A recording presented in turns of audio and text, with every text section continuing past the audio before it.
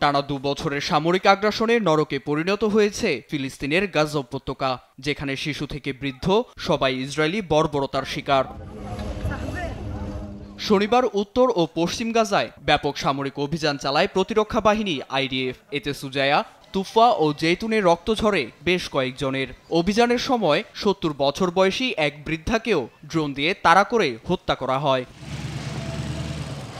যুক্তরাষ্ট্রসহ একাধিক মুসলিম দেশের মধ্যস্থতায় Tel Aviv যুদ্ধবিরতিতে সম্মত হলেও বাস্তবতা চোখের সামনে।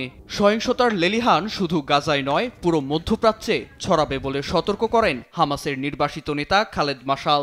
সংবাদ মাধ্যম ইরনাকে দেয়া সাক্ষাৎকারে ফিলিস্তিনিদের জাতীয় ঐক্যের ডাক দিয়ে উপত্যকায় প্রভাব বিস্তারে মশগুল বিদেশি শক্তির সামনে নতি স্বীকার না করার আহ্বান জানান তিনি।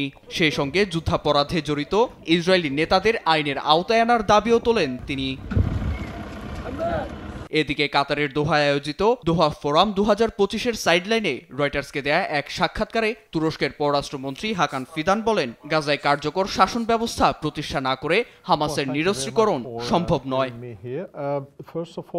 গাজা শান্তি পরিকল্পনার দ্বিতীয় ধাপে যেতে হলে কিছু গুরুত্বপূর্ণ শর্ত পূরণ করতে হবে। হামাস গাজার প্রশাসন একটি প্রযুক্তি নির্ভর ফিলিস্তিনি কমিটির হাতে অস্ত্র সমর্পণ করতে প্রস্তুত। এখন সেই কমিটিকে কার্যকর দায়িত্ব গ্রহণ করতে হবে। পাশাপাশি গাজার নিরাপত্তার জন্য হামাস বহির্ভূত বাছাইকৃত ও প্রশিক্ষিত ফিলিস্তিনি পুলিশ বাহিনী গঠন জরুরি।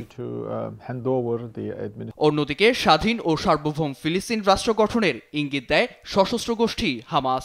ইসরায়েলের দখলদারিত্বের অবসান ঘটলে স্বাধীন ফিলিস্তিন কর্তৃপক্ষের কাছে অস্ত্র সমর্পণের রাজি বলে জানায় গোষ্ঠীটি। হামাস নেতা আল হায়া জানান, যুদ্ধবিরতি পর্যবেক্ষণ ও সীমান্ত নজরদারির জন্য জাতিসংঘ অনুমোদিত শান্তিবাহিনী মোতায়েনেও তারা সম্মত। তবে হামাসকে নিরস্ত্রীকরণের লক্ষ্যে কোনো আন্তর্জাতিক বাহিনী গাজায় মোতায়েন করা হলে তা মেনে নেওয়া হবে না। নীরব দাস, নিউজ ডেস্ক, দেশ টিভি।